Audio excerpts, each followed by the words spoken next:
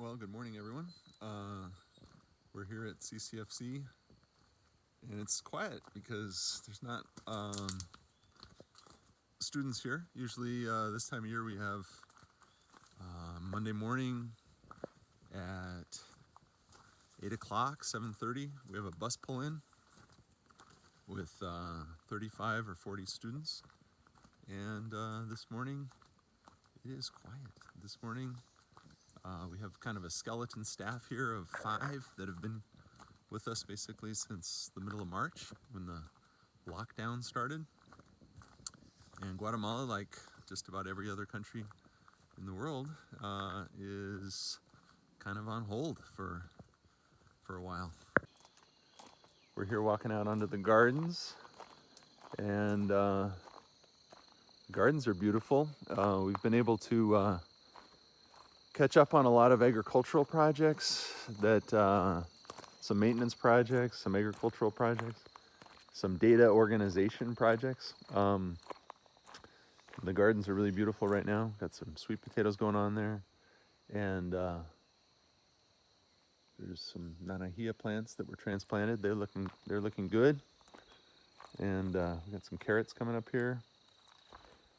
So yeah, normally this right now at this time there'd be a bus pulling in. The other big program that we have is that Kids and Birds program. That's the program that would be going on today if it weren't for the lockdown. And that's a program where the primary students come on Mondays and leave on Thursdays. And they're with us for 4 days of science, conservation, and agroecology. So both our programs, the program for the children, primary school kids, the program that takes place in the fall, the walk program, both of them are targeted to really remote rural villages where there are really high rates of extreme poverty, there are high rates of chronic malnutrition, and there is also high rates of deforestation and environmental degradation.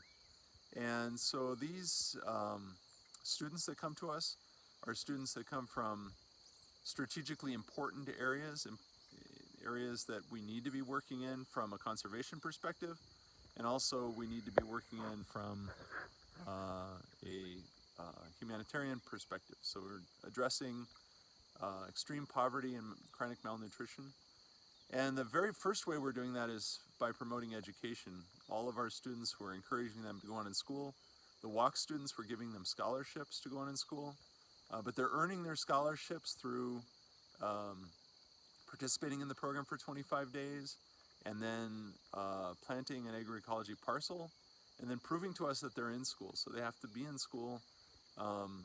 August usually is the month where we distribute the scholarships, and we have to get paperwork to show that they've been in school from January to August. The school year starts in January, ends in October. And so scholarships get distributed middle of August. This year, a lot of the students are doing online studying, distance learning.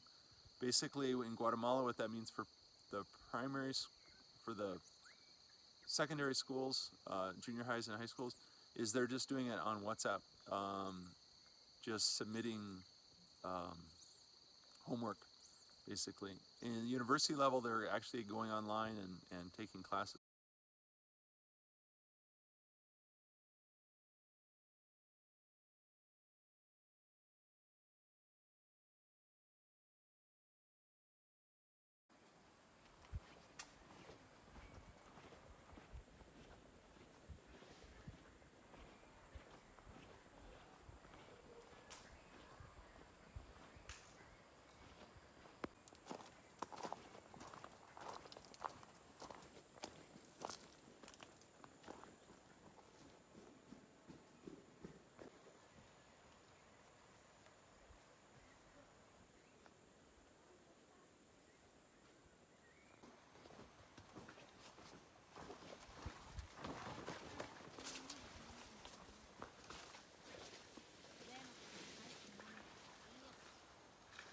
So we're here in the gardens at CCFC with our fellow COVID lockdown refugees, Claudia and Angelica.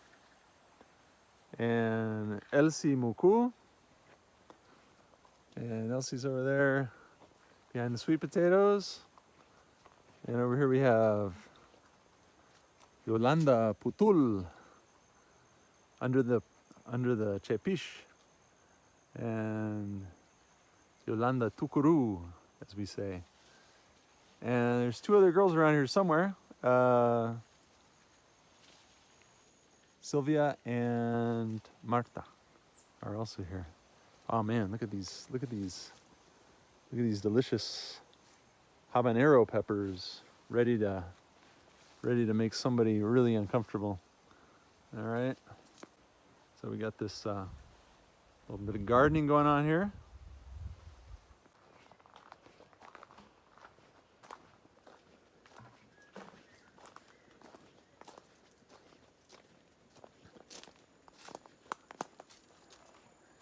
All right, Sylvia. This is Sylvia Mescal.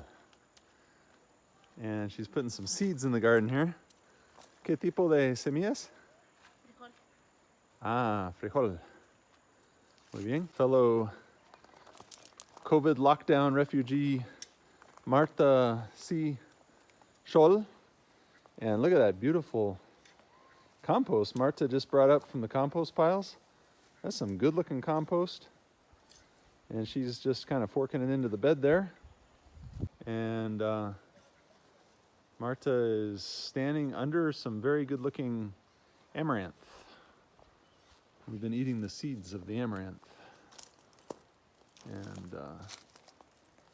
And Sylvia's in the background there planting some beans.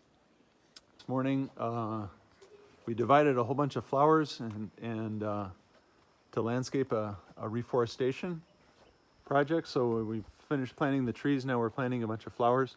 So what we did here is, since we have a big abundance of flowers, we divided some of the flowers and put them out in the reforestation parcel. And here we have our gardens.